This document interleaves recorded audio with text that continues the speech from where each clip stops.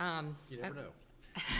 I think this is the first time I've been here where I'm sort of in the position of responding to the state's. They filed a motion to dismiss, which is really, I think, the first issue we have to get through to the substance of what our appellate argument is. As this case has gone on, there have been cases that have been decided and then reported dealing with this exact issue as far as whether or not 3B allows an appeal from this drug-free school zone resentencing statute. The state correctly put in their motion what the status of that case law is, and then in their brief that they filed. However, I did make an argument in my response to their motion to dismiss. I didn't reply to their brief because I felt like it was essentially the same arguments that are in the motions in my initial response to their motion. But I think the main thrust of that argument is the legislature created this small window which creates a subset of people, which at this point has got to be a narrower subset of people and getting more narrow as we go along, because eventually there'll be nobody that falls within that statute, who are entitled to this resentencing procedure, or at least they're entitled to try to have the resentencing procedure. And there are very specific factors that the court is supposed to consider. And if we, for instance, had a trial court who just put down an order that said, no thanks, go back to prison, the defendant would have no recourse. They wouldn't have gotten the resentencing that the legislature intended by the statute. I mean, is that unusual, though? So can you think of other examples in the law where a petitioner asks a trial court to modify a sentence, trial court says no, leaves the status quo in place, and there is no right of appeal? I certainly can. I can think of a couple, actually, yes. Right? And so, I mean, the legislature is the actor here in our constitutional system that defines appellate jurisdiction. And so unless it's wholly unreasonable, and maybe not even then, I suppose, but unless it's wholly unreasonable, where would this court have the authority to create jurisdiction where the legislature hasn't seen fit to grant it? Well, I think that is where you, like I did, have to think a little bit creatively about what that statute actually does confer. It does call itself a resentencing. And a defendant does have the right to appeal from a sentencing that is not done as an agreement. But that's, in this case, your sentence was done pursuant to an agreement. And so when you're looking, and the argument that you made to try to get into the language of Rule 3 is creative. Right. But the sentence that's being contemplated in Rule 3 is the original sentence that was imposed pursuant to the plea agreement, pursuant to petitioner's agreement. And so what we really have here is a request where the original judgment is in place. The original judgment hasn't been modified. Nothing has affected that. Not a new sentence. It's not like Watson, for example, where in Watson you have a new judgment. So if Rule 3 doesn't provide for it and due process doesn't provide for it, how do we have jurisdiction? I think those are my two arguments that would give me jurisdiction, so I can't come up with a third alternative for the court. I think that if due process is sort of that secondary argument I was making, that if a trial court just ignores what the legislature says they're supposed to do and we don't have a recourse for that, are we violating due process? Because clearly they didn't get the process of what the legislature intended, but there is no recourse to fix that. And so is there any authority for the proposition that due process of law compels a first tier appeal? I don't think so. In a state criminal case? I don't think so. I'm not aware of a case, and of course the Constitution doesn't grant, it grants the legislature plenary authority over the jurisdiction right. of appellate courts. Okay. I agree So with if you. Rule 3 doesn't allow it and there's no due process, are you out? I think I'm out. Fair enough. Very candidly, I think I'm out. Okay, fair enough. I think that, like you mentioned, there are other instances, like motion to suspend a sentence, for instance, after you've been in prison for a period of time. Or to modify probation. Right. There's not not review of that.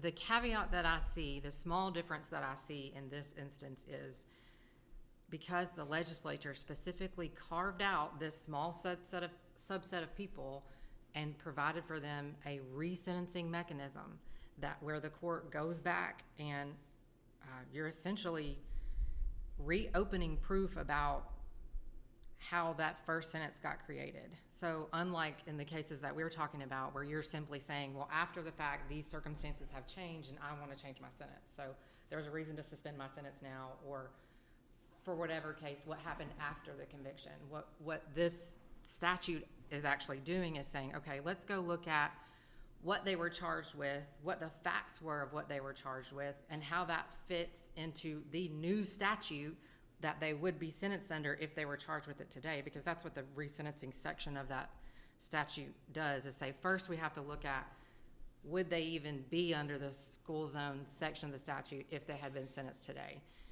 And if the answer to that is no, then we move on to step 2 and these other factors come into play. But and the so only way we get there, though, right, is by adding words to the statute.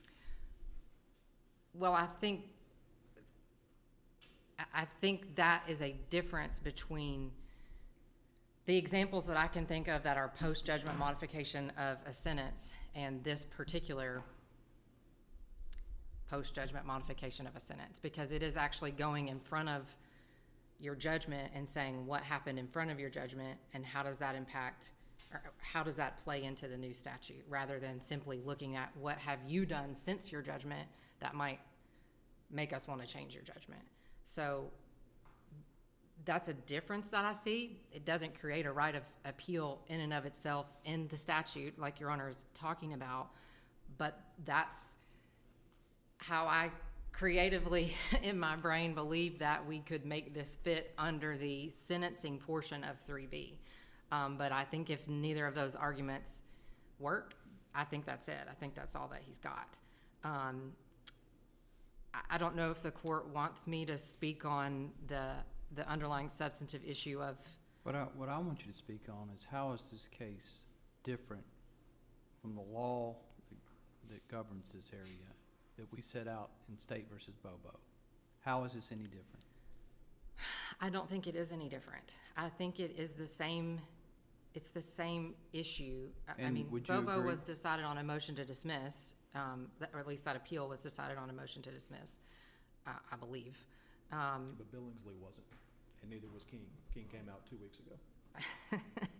Right, and so this, I don't think they are different. I know that there's a petition for cert pending, at least in Bobo. I don't know about the status of the other cases, but I think because this is such a narrow classification, this issue is going to have a lot of flavor. There's a petition for cert in Bobo? I believe that there was an application to the Supreme Court in Bobo. It's a reported case now out of this court.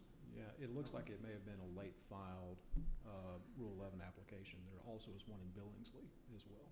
Yeah, that's what it looks like.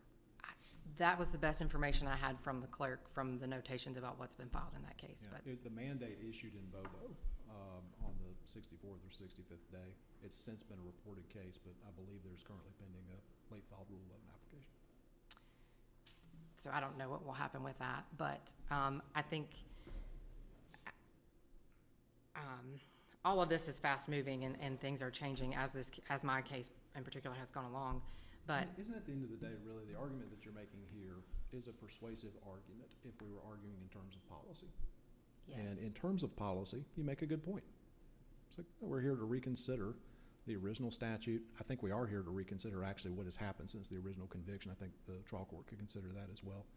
But this isn't the forum for resolution of public policy debates. And so even if the court were to agree with you that public policy wins the day, that's across the street, right?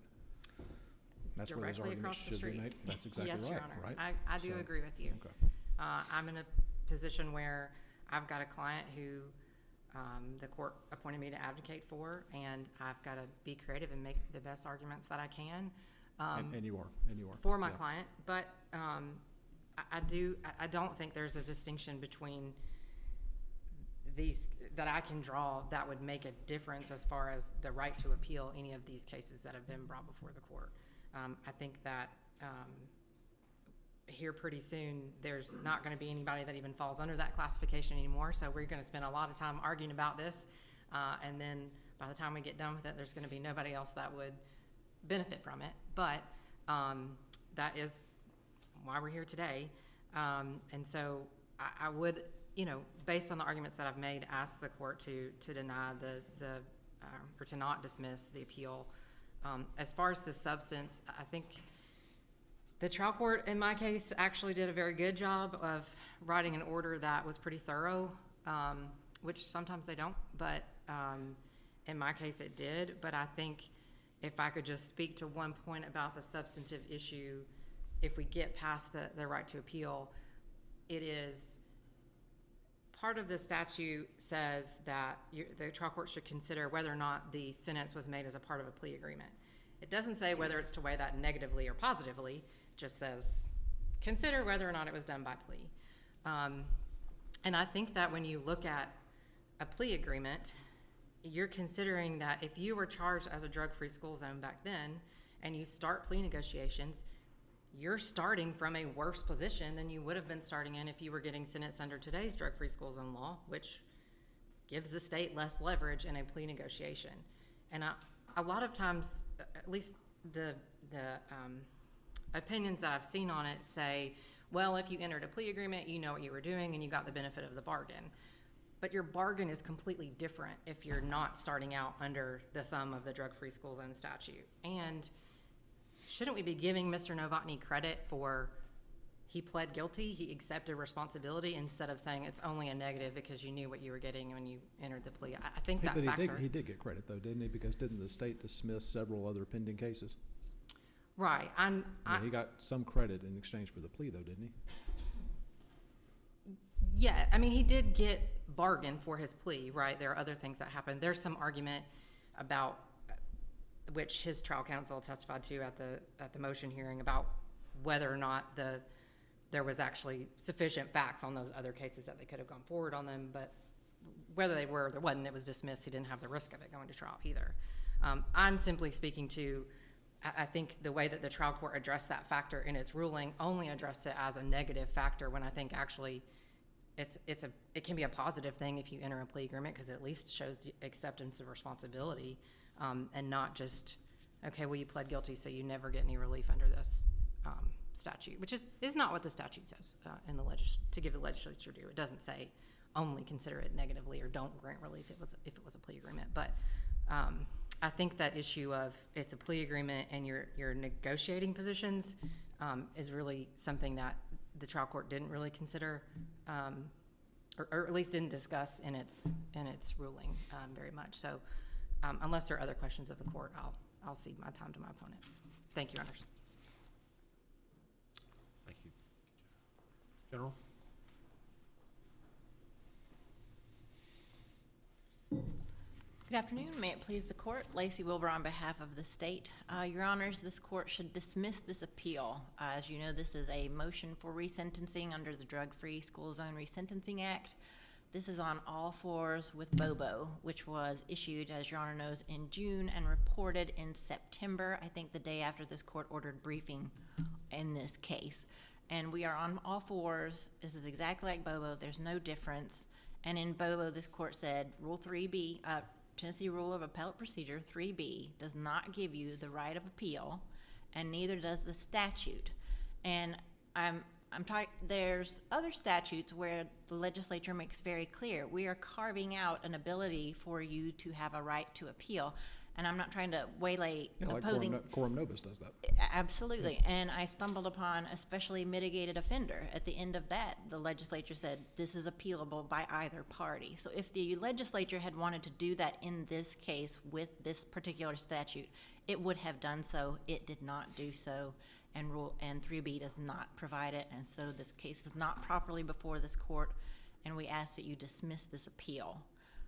I'm happy to engage in any questions on the substantive issue of it, but again, our position is that this should be dismissed.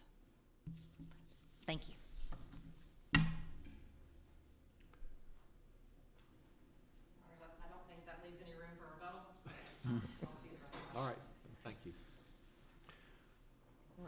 all. Shall we call up Mr. White's case again? State of